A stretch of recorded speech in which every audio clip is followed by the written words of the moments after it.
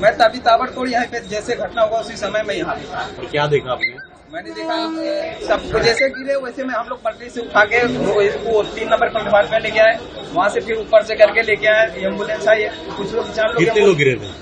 लगभग 8 लोग गिरे। यहाँ पे देखा जाए तो ट्रेन से एक गिरते जा रहा है, ऐसा लग रहा था कि कोई अंदर से धक्का दे रहा है। वो सिचुएशन बहुत ही खराब था, बहुत ही खतरनाक था। मैंने मेरी जिंदगी में ऐसा सिचुएशन पहली बार देखा। तर असं कधीही आम्ही पाहिलेलं नाही। धडाधड एक एक प्रवासी खाली पडत होते, असं वाटत होतं कुणीतरी त्यांना धक्का देते, अशी प्रत्यक्षदर्शींची प्रतिक्रिया। दिवा मुंब्रा स्थानकादरम्यान झालेल्या रेल्वे अपघातासंदर्भात प्रत्यक्षदर्शी शिवा सुरवई यांच्याशी बातचीत केली आमच्या प्रतिनिधी वैदेही काणेकर यांनी।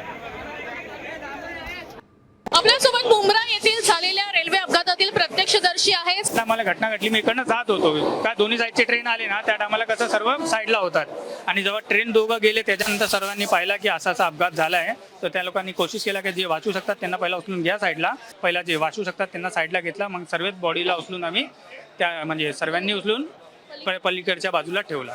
इथून या स्टार्टिंग पासून म्हणजे ते स्टेशनचा कॉर्नर आहे ना त्याच्या बाहेर पूर्णपर्यंत हा एकच्या पाठी मला 5-5 फुटाच्या अंतरावर 5-5 फुटाच्या अंतरावर असे किती प्रवासी होते? 8-10 प्रवासी होते।